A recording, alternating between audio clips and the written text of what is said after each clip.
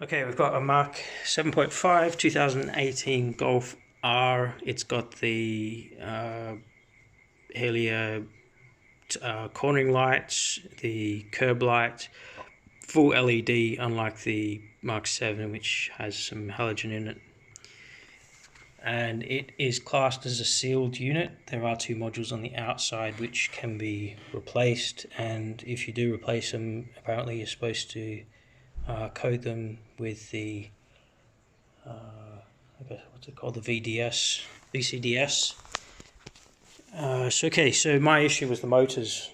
So on the dash it shows that the AFS, I think it's AFS, is faulty. Now on most videos with the Mark 7 they talk about the curb light here, which is a fixed light inside here, and when you turn the wheel the 55 watt halogen light shines and it goes out onto the curb to see pedestrians. On the 7.5 it's an LED light. It's only a single LED. It's very bright, but not my issue, so that all works. My issue is when I start the car, the right hand side does a little dance with the ocular eyes, but on the left hand headlight there's no movement whatsoever. So this side here is not moving. That's my problem. Now they have modules, two modules on the outside. These are sealed units, but you can replace these modules on the outside. So the globes aren't changeable, the motors aren't changeable.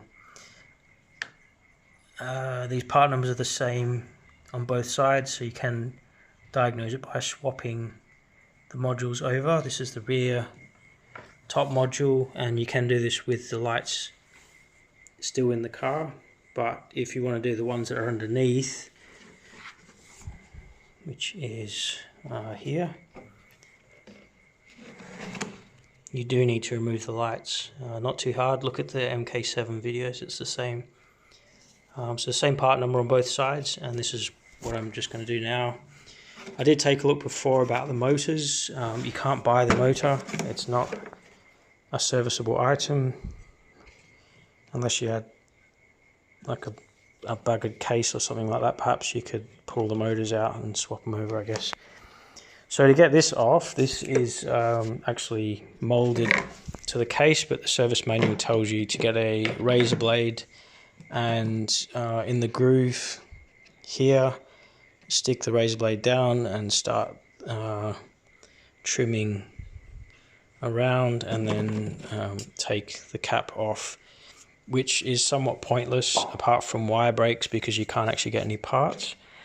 You can't really see a lot either. So here's one motor here, and the motor is attached to an arm, like a plastic arm.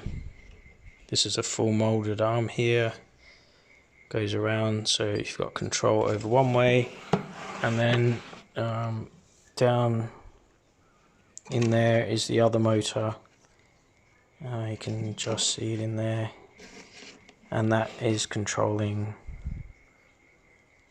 I think that's the vertical movement perhaps. So yeah, there's no changeable LEDs in here. The LEDs aren't like a H7 type bulb, they're just from what I've seen, they're just a single LED flat plate. So the whole unit is replaceable. I did see second hand at the wreckers, it was $8.50 US plus postage for one of these. I don't know if they included the modules with them. The modules, I think I've seen for around about $3.50 plus freight. It's all CAN bus, so your single plug that you've got on the unit is got hardly any terminals, probably around about 6 there. But if you look inside the unit, you have a load of wiring right down towards the front of the light, all the way down inside there. There's another circuit board, so that's 3 modules per light. I don't know if there's any more, but I mean that's a crazy amount just to start with. there is a thing in the workshop module about removing these headlight bits. There is some screws in there, so perhaps they come out. Also, it does talk about removing the motor, just checking and releasing it using this screw here to release the ball off the bracket. I'm not going to do that because I can establish that it's connected and it's not broken. I can't see any wires that are broken, so to me I'll be having to replace this whole headlight unit, and I'd love to be able to maybe try and sell it and see if someone wants to buy it and fix it and get some of my money back. So yeah, that's the two units. I wish they were more serviceable, but unfortunately they're not. If I was to put this back on, I'd probably use some black Sikaflex. I may still do it, and see how we go. Great.